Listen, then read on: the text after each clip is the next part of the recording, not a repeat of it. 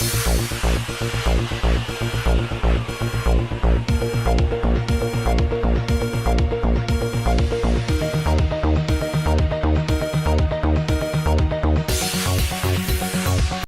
तेलंगाना के नायब वजीर आला जनाब मोहम्मद महमूद अली ने आज सेक्रेटेरिएट के अपने चैम्बर में रियासती वक्फ बोर्ड की कारकर्दगी का जायजा लेने के लिए एक इजलास तलब किया, जिसमें वक्फ बोर्ड के चेयरमैन जनाब अलहाज मोहम्मद सलीम, अक़लियती उमूर के सेक्रेटरी जनाब उमर जलील IAS और हुकूमत के अक़लियती सलाहकार जनाब AK खान के साथ साथ बहुत सारे हुकूमत के आला अहदेदारों ने भी शिरकत की। मुकम्मल स्टाफ रहा यहाँ पर और हमारे एडवाइज़र साहब CM साहब AK खान साहब और हमारे सेक्रेटरी उमर जलील साहब और वक्फ बोर्ड CO मन्नान साहब, और काफ़ी देर डिस्कशन रहा कि वक्फ बोर्ड को खुद मुख्तफी बनाना चाहिए।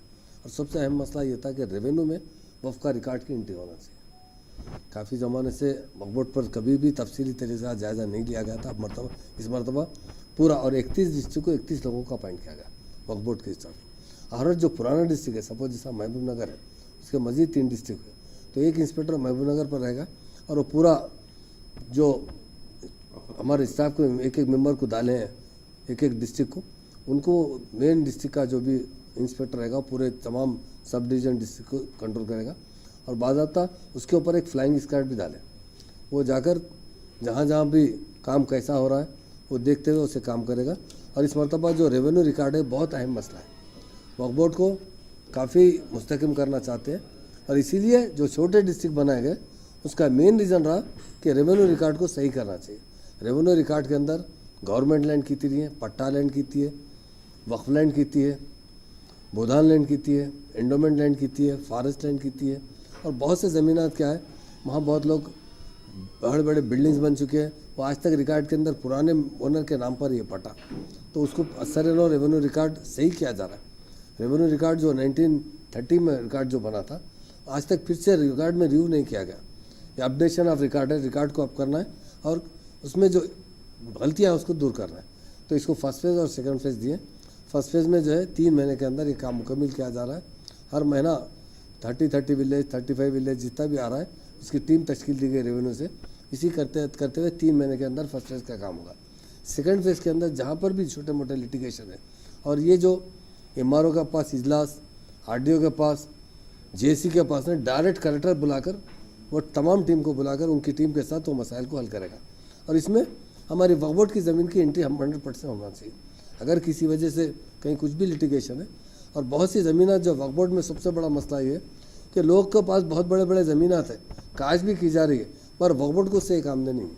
आज तो मैं सख्ती से कहा हूँ कि वक्फ बोर्ड खुद मुख्तफी होना चाहिए।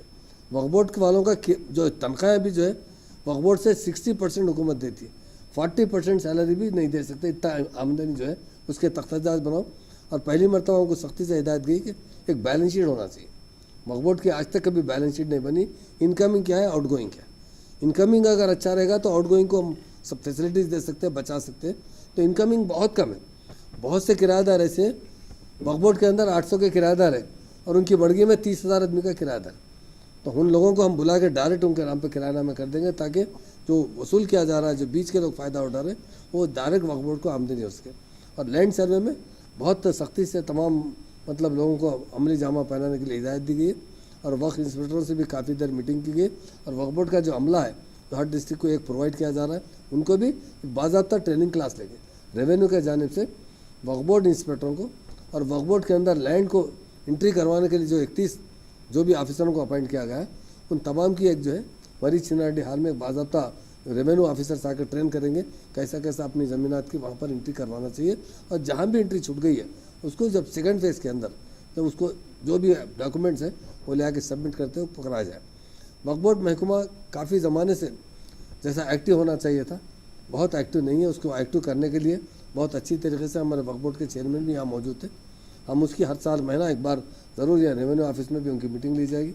और हमारे उमर जलील साहब सेक्रेटरी है वो भी बराबर उसके अंदर पूरा और AK खान साहब जो CM साहब के एडवाइज़र्स हैं। वक्फ बोर्ड को स्टाफ को भी बढ़ाना चाहिए। वक्फ बोर्ड में तालीम याफ्ता, अब मैं बहुत से लोगों से बात किया तो नए जो लोग अपॉइंट किए हैं, नए लोग जो जाकर सर्वे के लिए गए, तकरीबन ग्रेजुएट से कम कोई नहीं है, पोस्ट ग्रेजुएट है। काफ़ी बच्चे कंप्यूटर में एक्सपर्ट है, तो उन लोगों को अच्छी ट्रेनिंग देंगे तो अच्छा काम करेंगे। और वक्फ इंस्पेक्टरों को भी जो भी फैसिलिटीज़ प्रोवाइड करना चाहिए 100% प्रोवाइड करेंगे ताकि पूरा डिस्ट्रिक्ट फिर सके। आदमी को फैसिलिटीज़ नहीं रहेंगे तो पूरा डिस्ट्रिक्ट नहीं फिरेगा। तो जो भी हुकूमत से जिस तरीके से उनको सपोर्ट होना, और सीओ साहब को भी और उमर जी साहब हमारे सेक्रेटरी साहब को भी फुल पावर्स है कि जितना स्टाफ इस वक्त सर्वे के लिए इमरजेंसी स्टाफ होना चाहिए और सीओ को जितना भी बजट होना चाहिए, क्योंकि सीएम साहब ने ये रेवेन्यू के अंदर कलेक्टर्स को सिर्फ रेवेन्यू के लिए 50-50 लाख रुपए सेंक्शन किए थे ताकि वो जितना स्टाफ की ज़रूरत है इमीडिएट अपॉइंट करे टेम्पोररी। तो ऐसे वक्त सर्वे में भी वक्त के रिकॉर्ड को एंट्री करवाने के लिए अगर ज़रूरत पड़ेगी तो टेम्पोररी स्टाफ को भी रख के जो सीनियर लोग अगर पुराने उनको भी रखा जाएगा, यंग बच्चों को भी रखा जाएगा, ताकि वक्त सर्वे कंप्लीट होने के बाद जो लोग एक्टिव है, तालीमी याफ्ता है, जो अच्छा काम करते हैं, वो रिपोर्ट मंगाते हैं, उन लोगों को 100% परमानेंट किया जाएगा। और वक्त महकूम में जो गैर तालीमी याफ्ता है, जो बहुत वो चीज़ से वाकिफ़ नहीं है, जो काम सही नहीं कर रहे, उनके बारे में भी हम एक लिस्ट बना रहे हैं। अगर ऐसे लोगों को जो हमारे डिपार्टमेंट के लिए कारआमद नहीं है तो उन लोगों को लिए कोई दूसरी जगह ट्रांसफ़र करा के अच्छे से अच्छे लोगों को, तालीम याफ्ता लोगों को वक्फ बोर्ड में रखेंगे ताकि अच्छा रिकॉर्ड मेंटेन कर सकेंगे इंशाल्लाह आने वाले। मैं तो एक बात वक्फ इंस्पेक्टर को यही बता दिया, अगर आप 6 महीने में आमदनी में अच्छा इजाफा नहीं करेंगे तो हुकूमत कब तक मदद करते रहेगी, जबकि आपके पास प्रॉपर्टी बेहिसाब है। 33,000 प्रॉपर्टीज़ तो वक्फ बोर्ड के अंदर है और उसके बावजूद भी कोई किराया बराबर नहीं देता। और ख़ास तौर से कई जगह बड़े बड़े ज़मीनात हैं, उसका कोई एक पैसा लेते नहीं, वो ज़मीनात के पैसे ऊपर ले लेते, काम करते क्या है। जो भी वक्त के मुतवल्लिस हैं उनसे भी मेरी अदबन गुजारिश है कि आप 20 साल से वही किराया दे रहे हैं, वही वक्त का हिसाब डाल रहे हैं। जो 7% देते ना, 7% आज की मार्केट वैल्यू से नहीं दे रहे। वो जो 15 साल पहले बनते थे, खाली वक्फ बोर्ड में एक वोट डालना है, मेंबर रहना है, उसके हद तक ही देते हुए काम चला रहे। उसके ऊपर भी हम पूरी तहक़ीक़ात करेंगे। वक्फ बोर्ड के डिपार्टमेंट को इंशाल्लाह 6 महीने के अंदर बहुत मुस्तकम बनाएंगे। और अल्लाह चाहे तो आगे वक्फ बोर्ड सैलरी नहीं, वक्फ बोर्ड की ग्रांट जो हुकूमत देगी वो मस्जिदों की तामीर के लिए, दरगाहों की तामीर के लिए या कोई ज़रूरी डेवलपमेंट के लिए, और वक्फ की तनख्वाह हुकूमत देना ये तो मैं समझता हूँ बिल्कुल सही साम नहीं है। इसको हम वक्फ बोर्ड को डेवलप करते हुए कम से कम खुद मुख्तफी बनाएंगे। और ये लोग अपनी देते हैं लेकिन वक्फ फंड में से उसमें से लेके इस्तेमाल वही कई को लेते हैं। वक्फ फंड कम्युनिटी के लिए इस्तेमाल किया जाना चाहिए। जो वक्फ फंड है ना, वक्फ डेवलपमेंट के लिए इस्तेमाल होना है। वक्फ फंड से सैलरी नहीं देंगे, सैलरी के हद तक तो वो मुत्तफी होना चाहिए। इतनी प्रॉपर्टी रखने के बाद तेलंगाना गवर्नमेंट काफ़ी सीरियस है। और जो ख़ास तौर से वक्फ कॉम्प्लेक्सेस है, जो कमेटियाँ कारगर नहीं है, जितने गवर्नमेंट का मतलब वक्फ बोर्ड के बिल्डिंग्स ओन बिल्डिंग है जिसका पूरा किराया डायरेक्ट वक्फ बोर्ड को आता है, अगर वहाँ के जो भी कमेटी से अगर वो कारगर नहीं है तो डेफिनेट उसको निकाल दिया जाएगा, हटा दिया जाएगा और वक्फ बोर्ड खुद अपने हाथ में लेते हुए वक्फ की आमदनी को बढ़ाया जाएगा। ये कुछ नहीं है, खुद मुख्तार। आप लोग जर्नलिस्ट है, आपको बोलने की क्या जरूरत है, मालूम नहीं है क्या? बोर्ड है, ये बोर्ड है, डेफिनेट है। समझे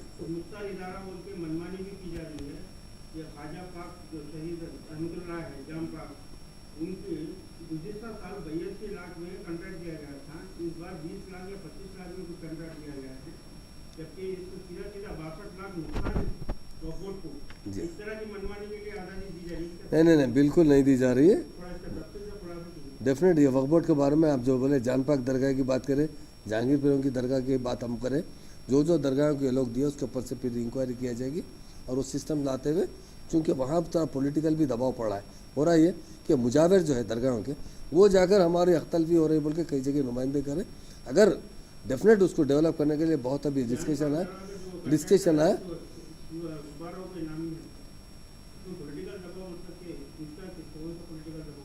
नहीं वैसा, वो तो अभी जो आप बता रहे हैं ना, तो ये मुजावर जो होते हैं ना वो कहीं भी जाते, जाके साहब हमारे साथ नाइंसाफ़ी हो रही तो वो लोग इंसाफ चाहते।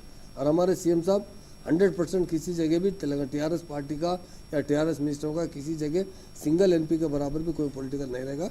वक्फ बोर्ड को डेवलप जैसा करना है, हम बता दिए कि वक्फ बोर्ड सीईओ को भी बहुत ज़्यादा पावर से, अच्छे पावर से, ज़रूरत पड़ने पर सेक्रेटरी साहब से मदद ले सकते हैं, ज़रूरत पड़ने पर मेरे से मदद ले सकते हैं, ज़रूरत पड़ने पर सीएम साहब के एडवाइज़र भी है। और ये पूरे मीटिंग होने के बाद फाइनल मीटिंग सीएम साहब के पास होगी ताकि इसके अंदर महकूमा कैसा सुधारना है। और अल्लाह चाहे तो मैं भी हर महीना इसमें मीटिंग लेता रहूँगा। और वक्फ बोर्ड को इंशाअल्लाह ताला हम ऑल इंस्पेक्टर को ऑलरेडी इस वक्त नोटिस दे चुके हैं कि आप सही काम नहीं करेंगे तो हम उसको कैसा करना है फिर आगे के बारे में हिकमत अमली बनाएंगे। आप बाकायदा तरीके से हमको रिपोर्ट पेश करो और हो सका तो मैं समझता हूँ 3-4 महीने में वक्फ बोर्ड की आमदनी 2, 3, 4, 5, 10 गुना तक भी जा सकती है। उसके लिए हम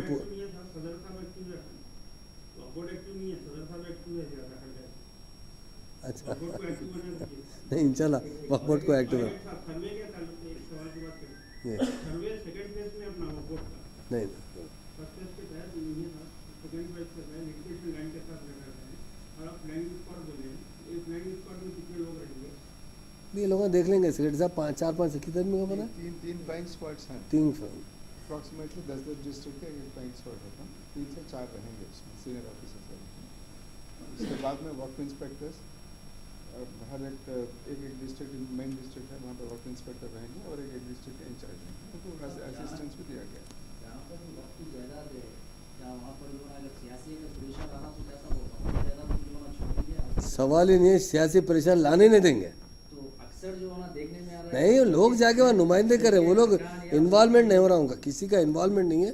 जो वक्फ बोर्ड करना चाहता है उसको फुल पावर्स है, मगर कोई जाके नुमाइंदे करे तो वक्फ बोर्ड इस्तेमाल नहीं किया जा रहा ना करेंगे। अभी हम अब बोले तो जो है ना वो नानाबाग की मस्जिद है, मस्जिद आलमगीर हाईटेक सिटी है और आपको बुटला बेगमपेट है, ऐसे कीमती जायदादों को सब नजरअंदाज किए हुए। इसलिए रिव्यू मीटिंग बुलाई गई ना, नजरअंदाज नहीं करना, बाज़ाब्ता उसको जो उनके इख्तियारत भी सीओ को हम कहें आपके पास पूरे इख्तियारत है। और वक्फ बोर्ड को इंशाल्लाह सीएम साहब की मीटिंग में वक्फ बोर्ड डिपार्टमेंट में पुलिस डिपार्टमेंट का तकर्रुर किया जाएगा वक्फ बोर्ड को, ताकि उनकी सपोर्ट वो बहुत ज़रूरी है।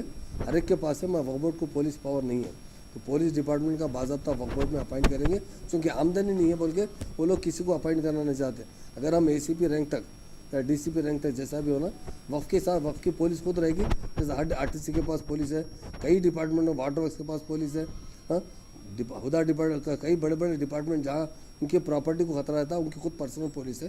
तो हमारे पुलिस अधिकारियों को वहाँ भी तैयार करेंगे डिपार्टमेंट वक्फ बोर्ड को, ताकि वो खुद उनके साथ जाते हुए वक्फ बोर्ड के जो भी इसके अंदर जिम्मेदार है उनके अरेस्ट कर सकें। बेकायदा मुलाजमन का हम लिस्ट बनाओ बोले सब क्या क्या तरीके से करें, अगर उसके ऊपर रहा देखिए नहीं इंशाल्लाह मैं हम जो है डिपार्टमेंट की तरफ से सर्कुलर में जारी करने का कोई जवाब तक वो बोर्ड से नहीं मिला, वो बोर्ड बात करें उससे से हम बात करें इंशाल्लाह सब किसी को गैर तरीके से अगर अपॉइंट करें। जानिब से सब साबिका मुलाजिम के ऊपर जो है इंक्वायरी ऑफिसर कोई इंक्वायरी नहीं होती, ऐसा इंक्वायरी ऑफिसर जो है ना एक असिस्टेंट सेक्रेटरी रैंक इंक्वायरी का वही नहीं हुआ inquiry IAS IPS IFS officer की जो है इंक्वायरी ऐसा नहीं कर सकते, बता दिया ना साहब। इंशाल्लाह कोई ऐसी इंक्वायरी की जरूरत है, हमारे ऑफिसर पहले भी अच्छा काम करे, इंशाल्लाह आप भी कर रहे हैं। थोड़ा गैर जरूरी बात से प्रॉब्लम हो रहा, इंशाल्लाह मैं खुद भी उसमें इन्वॉल्व होते बार बार मीटिंग बुलाते हैं उसको, इंशाल्लाह कोशिश करेंगे कि रेक्टिफाई। ये पूरे CD भी बताए साहब, ये 30 CD तैयार करे थे 30 डिस्ट्रिक्ट के साथ, और मंडल वाइज भी तैयार करे रिकॉर्ड। वो मंडल वाइज उन लोगों को दे दिया गया, पूरा जितने मंडल से हमारे तेलंगाना में हर मंडल में कितनी वक्फ प्रॉपर्टी है वो काम चल रहा है। इंशाल्लाह उसके बाद ये लोग को जो अपॉइंट करें वो पूरी लिस्ट लेकर पहुंच जाएंगे अपने अपने मंडल में, अपने अपने डिस्ट्रिक्ट के अंदर। इंशाल्लाह मैं बता दूंगा 5-6 महीने में मैं खुद भी इसमें इन्वॉल्व होना चाह रहा हूँ, क्योंकि अभी तक हमारे खुद कामों में हम थे, नई स्टेट थी, नई स्टेट में बहुत से रेवेन्यू के मसाइल थे। इसलिए CM साहब आप देखिए, मैं एक हिस्ट्री बताऊँ तो आप लोग तो जर्नलिस्ट है, आंध्र प्रदेश 57 साल में सिर्फ एक ही डिस्ट्रिक्ट बना था, रंगारेड्डी डिस्ट्रिक्ट। CM साहब 3 साल में 31 डिस्ट्रिक्ट बनाए गए, और कलीज 1 साल मुकम्मल हुआ। पूरे फाउंडेशन डाले गए, पूरे मिनिस्टर जाकर डिस्ट्रिक्ट ऑफिसर्स बनाने के लिए, SP ऑफिस बनाने के लिए। इंशाल्लाह इस डिपार्टमेंट को भी, वक्फ डिपार्टमेंट को बहुत अच्छा मुस्तहकम करेंगे और इसकी आमदनी में इजाफा करेंगे। इसका जो डिसिप्लिन ख़राब है काफ़ी ज़माने से ख़राब होगा, और हम हलवा सका तो मुतवल्लियों को और वक्फ बोर्ड के जितने मेम्बर हैं उनके साथ भी एक मीटिंग करेंगे, ताकि वक्फ बोर्ड को किस तरह अच्छा किया जाए, सुधारा जाए। बाज़ाब्ता हमारे जो भी वक्फ के महकमे को भी अच्छी तरीके से ट्रेनिंग भी दी जाएगी इसे काम करने वालों को। इंशाल्लाह आइंदा वक्फ बोर्ड को सुधारने की पूरी कोशिश की जाए। वक्फ बोर्ड की जानिब से साहब गुज़िश्ता 2011 में कुछ 44 जायदादों पर तकर्रुरात का जो है एलामिया जारी किए गए थे, उसके तहत जो है साहब अड़े सौ रुपये क्रेडिट वगैरह भी लिया, ना उन लोगों को अपॉइंटमेंट करे, ना उन लोगों के जो है पैसे वापस करे वक्फ बोर्ड से। साहब ये तो पुराने किस्से होते हैं ना, आप बोलते गए तो खोते गए, तो शायद मैं समझता हूँ मीडिया से शाम तक भी बात करें तो नहीं होता। पर इंशाल्लाह अच्छे ऑफिसरों को इनकरेज करेंगे, जो मैं भला जो वक्फ बोर्ड में जो ऑनेस्टी से काम करते हैं उनको कुछ अलाउंसेस और कुछ अवार्ड्स, उससे भी उनके साथ भी हम अच्छा बर्ताव करेंगे, ताकि वो उनको इनकरेज करें तो आगे भी अच्छा काम कर सकें। नहीं तो सबको एक साथ, गधे घोड़े को एक साथ लेके तो काम नहीं चलता। तो इंशाल्लाह हम उनसे बताएं कि इनकी पर्सनल रिपोर्ट भी मंगाएंगे, जो अच्छा काम करने वालों को हम जहाँ भी फैसिलिटीज़ होना वो ज़रूर देंगे।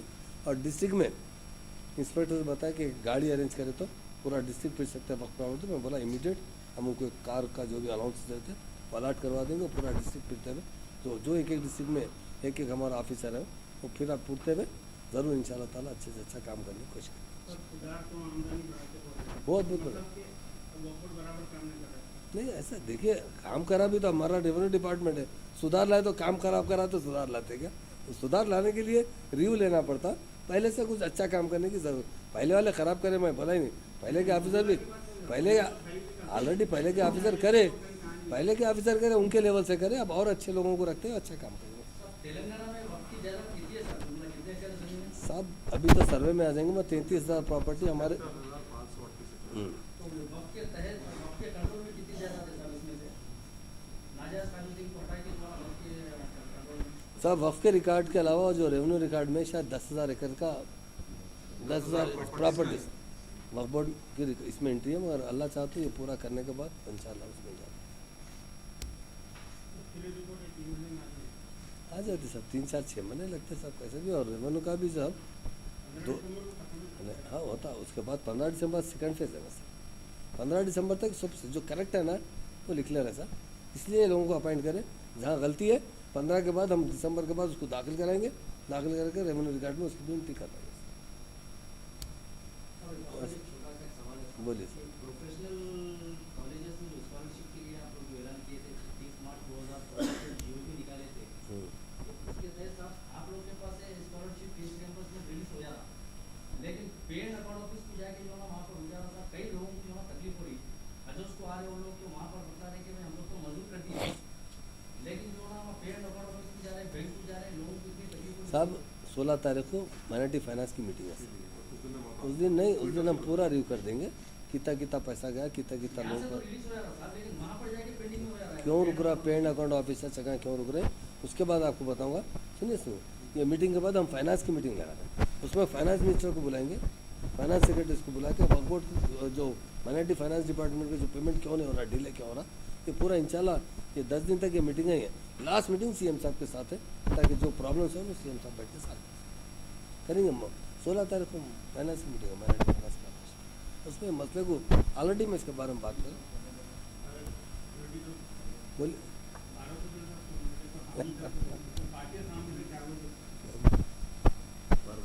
आपके नजर में कैसे